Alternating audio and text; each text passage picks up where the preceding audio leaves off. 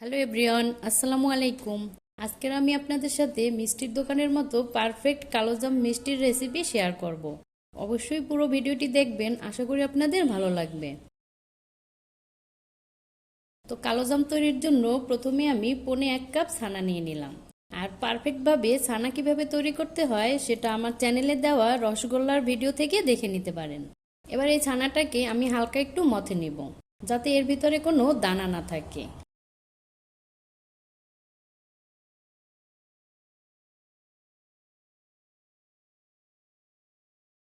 আর এই যে ছানাটা মথে নেওয়া হয়ে গেছে, এবার আমি এর ভিতরে দিলাম 1 কাপ প্লাস 1/4 কাপ গুঁড়ো দুধ। সুজি দিলাম 2 টেবিল চামচ। ময়দা দিলাম 2 টেবিল চামচ। আর চিনি দিলাম 1 টেবিল চামচ। আর ঘি দিলাম 1.5 টেবিল চামচ। এবার এই সব কিছু আগে একটু মিশিয়ে নিতে হবে। এবার এর ভিতরে অল্প অল্প করে লিকুইড দুধ মিশিয়ে একটা খামি তৈরি করে নিতে হবে। আর খামিটা একটু নরম করেই তৈরি করতে হবে, কারণ খামিটা তৈরি করার কিছুক্ষণ পরেই কিন্তু এটা শক্ত হয়ে যাবে।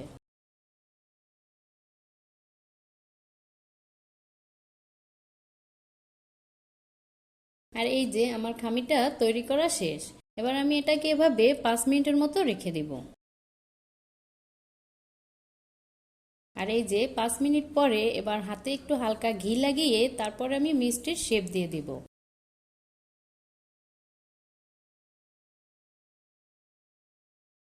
আর আজকের আমি কিছু মিষ্টি এরকম গোল গোল করে আর কিছু মিষ্টি লম্বা লম্বা করে তৈরি করব।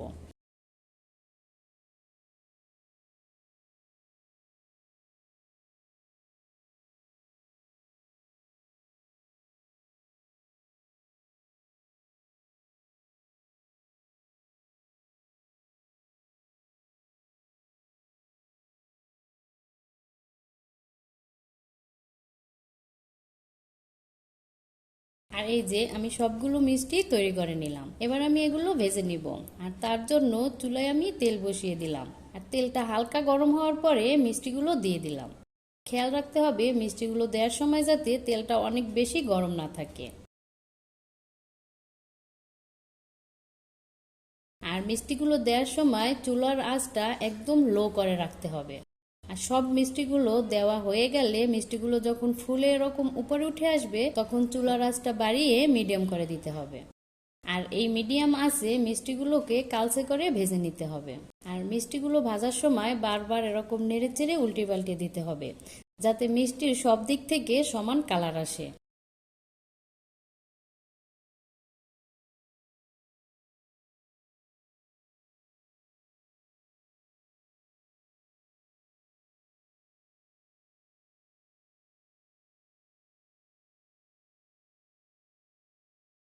আর এই যে আমার মিষ্টিগুলো ভাজা শেষ। এবার আমি তুলে নিলাম।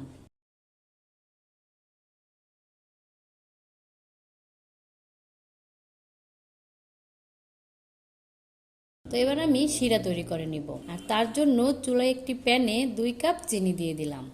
আর 2 কাপ চিনির সাথে আমি 5 কাপ পানি দিয়ে দিলাম।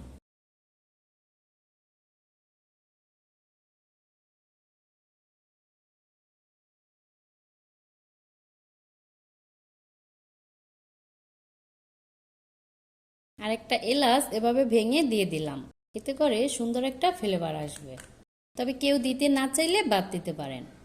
এবার এই শিরাটা ফুটে ওঠা পর্যন্ত অপেক্ষা করি। আর এই যে শিরাটা সুন্দরভাবে ফুটে উঠেছে। এবার আমি এর ভিতরে মিষ্টিগুলো দিয়ে দিলাম।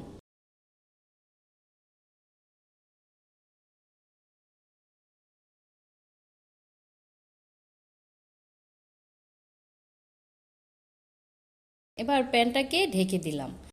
আর চুলার আঁচটা একদম বাড়িয়ে এটাকে একটানা 10 মিনিট জাল দিতে হবে।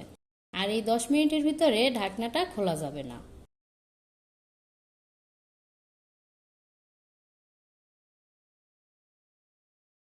আর এই যে 10 মিনিট পরে দেখুন মিষ্টিগুলো ফুলে একদম ডাবল হয়ে গেছে। এবার এই ঢাকনাটা খোলা অবস্থায় আরো কয়েক মিনিট জাল করে নিব।